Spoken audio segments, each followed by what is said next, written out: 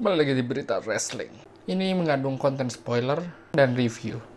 Sebelum itu, kita berita wrestling dulu. Jadi WWE yang tadinya bakalan adain acara SummerSlam di Boston sana, pemerintahan kota Boston tuh nggak ngelarang. Katanya nggak boleh banyak-banyak dulu. Pemerintahan Boston belum menyetujui event itu. Jadi, kemungkinan besar SummerSlam di Performance Center lagi. Berita 2. Kurt Hawkins bilang dalam interview, katanya kalau AEW lebih bagus daripada WWE secara production value karena no crowd ini. Jadi di AEW ngadain no fans, bukan no crowd. Crowdnya tetap dari superstarnya sendiri.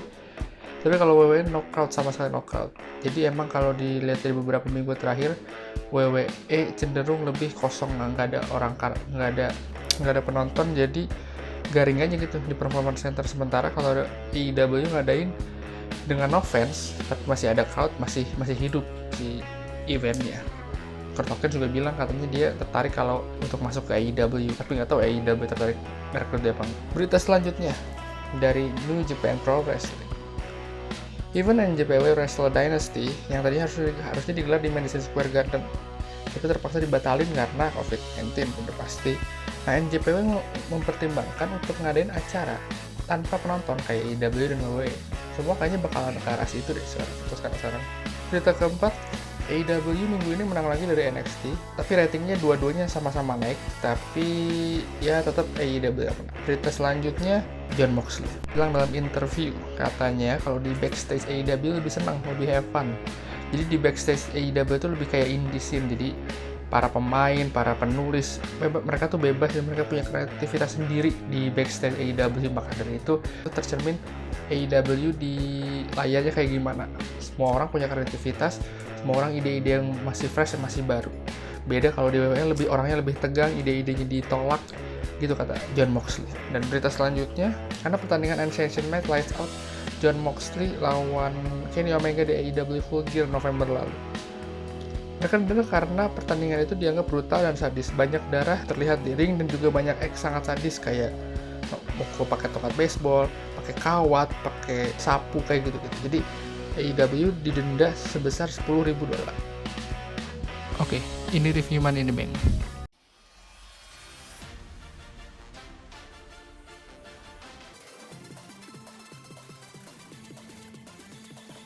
Oke, ini adalah review Money in the Bank. Dalam pertandingan pertama ini ada Fatal 4-Way. Gua kira pertandingan ini Fatal 4-Way ladder match, ternyata enggak. Dan cukup aneh karena banyak miniatur ladder. Gua kira ini ladder match, aneh banget. Nonton sambil jangan berekspektasi tinggi lah. Ya, untuk skornya 5 dari 10. Dan pertandingan ini dimenangkan oleh New Day. Nggak tahu sih New Day mau kayaknya udah mentok pol banget sih karir New Day ini. Karir New Day ini udah paling pol itu pas Kofi Kingston menang WWE Champion. Setelah itu kayaknya menurut gue harusnya di split New Day. Kalau kayak gini arahnya gue nggak tahu kemana, apa mau jadi kayak arah kayak Freebird atau arahnya kayak Dudley Boy. Kalau Dudley Boy kan emang tag team banget gitu.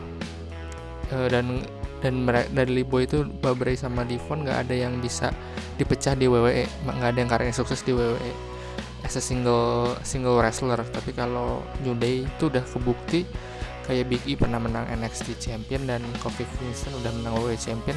Kayaknya mereka lebih bagus di split sih. Kemarin ada gosipnya mereka mau di split kan. Lalu pertandingan kedua itu Bobby Lashley lawan R-Truth, yang dijadwalin tadinya mau R-Truth lawan MVP, bisa di skip karena pertandingan cukup cepet juga. Pertandingan ketiga ada Bayley Women's Champion, SmackDown Women's Champion lawan Tamina. Dan ini jujur banget nih, gua kira Bayley lawan Nia Jax di sini, ternyata Bayley lawan Tamina Snuka. Kalau nggak salah nih, Tamina Snuka ini nama Snukanya itu dihilangin karena almarhum Jimmy Snuka sempat bermasalah di akhir hidupnya, makanya namanya Tamina Snukanya dihilangin. Ini Bayley menang, dan pertandingan ini gue nggak tahu siapa heel-nya siapa face-nya, tapi yang jelas mungkin kayaknya Bayley karena dia menangnya nggak clean dan pesonanya masih heel banget. Pertandingannya ya 5 dari 10 sih kalau menurut gue. Oke, di match selanjutnya ada Braun Strowman lawan Bray Wyatt. Ini ternyata Bray Wyatt pakai gimmick Fire Funhouse dan nggak pakai gimmick The Fiend. Di match ini sebenarnya kalau ada penonton ini potensi bagus. Tapi yang gua kurang suka dari match ini gimmicknya, sebenarnya banyak gimmick. Jadi yang gua aneh, Bray Wyatt tuh punya 2 gimmick, Fiery Funhouse dan sama The Fiend gitu. Harusnya yang lawan Braun Strowman tuh The Fiend, tapi mungkin di next pay-per-view The Fiend dikeluarin sih. Tapi kenapa gimmick The Fiend ini nggak dipakai waktu dia kalah dari Goldberg di Crown Jewel kemarin? Harusnya gimmick The Fiend ini gimmick yang bisa banget kalah clean. Gimmick Bray Wyatt Fiery Funhouse ini bisa banget yang dikalahin gitu. Kalau The Fiend tuh kayak ultimate nggak bisa dikalahin, sama kayak Undertaker yang nggak bisa, susah banget dikalahin gitu. Dan ini banyak gimmick, ada Braun Strowman pakai topeng lah, ada boneka itu mungkin menurut gue aneh. Dan ya skornya 6 lah. Sebenarnya pertandingan mereka tuh bisa banget kayak waktu Braun Strowman lawan Big Show. Jadi big guy, sama-sama big guy dan powerhouse dua-duanya gitu. Itu sebenarnya bisa banget potensial sih. Di pertandingan berikutnya ada Drew McIntyre lawan Seth Rollins. Ini pertandingannya awal-awal cukup boring, dan sebenarnya ini pertandingan gue kasih skor 7,5. Kalau ini ada audiens bakal lebih seru. Sebenarnya mereka tuh di mau ke akhir-akhir tuh lumayan bagus, pacingnya, storytelling di pertandingannya cukup bagus. Cuman karena nggak ada penonton aja sih sebenarnya. Kalau ini Drew McIntyre udah 2 kali pertandingan lawan Brock Lesnar, sama sekarang lawan Seth Rollins nggak ada penonton. Jadi sayang, menurut gue salah satu orang yang berkarisma tuh Drew McIntyre gitu.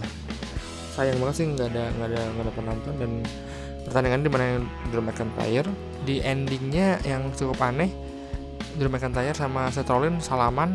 Mungkin ini ngebuat si Seth Rollins jadi face, gue juga nggak tahu, atau mungkin ngebuat Drew McIntyre jadi heel, bisa juga kemungkinan. Untuk skornya gue bisa kasih pertandingan ini 7,5. Main oke sih. Kalau ada penonton bakal lebih bertambah. Jadi ada beberapa momen, ada beberapa spot yang ini kalau ada penonton ini kayaknya bakalan chant "This is awesome" tapi karena nggak ada ya jadi kayak garing aja. Semua pertandingan harus bagus-bagus ya. Mau pertandingan Daniel Bryan lawan Kenny Omega gitu nggak ada penonton ya sama aja garing juga. Oke, pertandingan terakhir Money in the Bank, jadi dicampur antara Money in the Bank Women dan men's-nya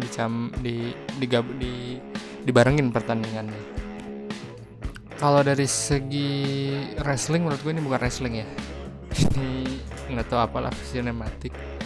Mungkin lebih kayak Fiery Funhouse yang di WrestleMania sama Boneyard match di WrestleMania gitu.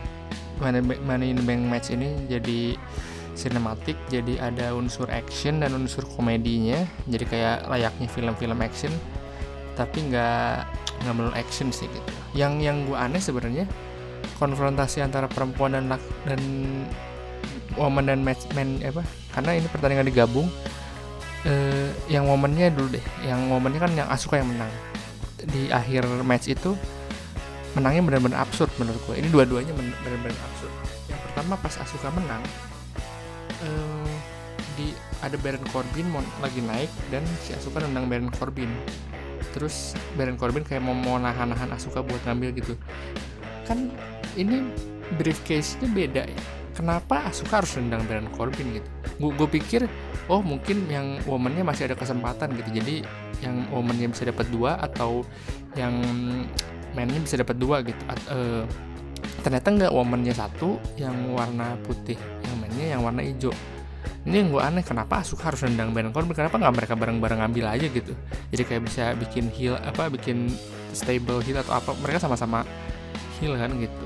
Nggak yang gue tahu juga. Terus yang pertandingan man-nya itu AJ Styles sama Baron Corbin udah ini duluan, udah lagi si briefcase udah diambil dari talinya itu.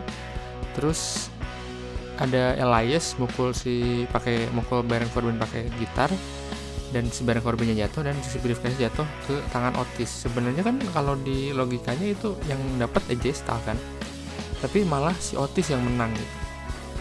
Untuk menangnya Otis dan Asuka sih, Otis kalau dari Asuka dulu, emang menurut Asuka tuh dari di NXT dia di pushnya udah bagus banget. Salah satu wrestler satu pegulat dari Jepang yang cukup sukses di WWE, karena jarang banget pegulat dari luar Amerika bisa sukses, apalagi dari Asia gitu, bisa sukses di WWE. Lihat aja Nakamura gitu. Nakamura aja karyanya cukup meredup kan. Kalau Asuka ya lumayan sih kalau menurut gue. Dan kalau Otis mungkin nggak sebagus yang lain ya, ada Daniel Bryan atau ada AJ Styles atau yang lain, tapi menurut gue si Otis tuh mainin ya belum tentu dia dapat juga gitu di World Champion. Ada beberapa kasus kayak Baron Corbin gagal, Damien Sandow gagal, John Cena juga gagal casing Money in the Bank gitu. Mungkin dia juga gagal, tapi ya gue nggak tahu. Tapi kalau dari segi fisik sih WWE banget gitu, besar badan terus dia juga atletis kan, jadi mungkin WWE lebih suka kayak gitu daripada orang-orang kayak Daniel Bryan, si Empang atau Rey Mysterio gitu. Jadi pertandingan Money in the Bank terakhir ini menurut gue kasih nilai 0 dari 10 untuk wrestling match. Kalau entertainment gue kasih 7 dari 10 untuk entertainment.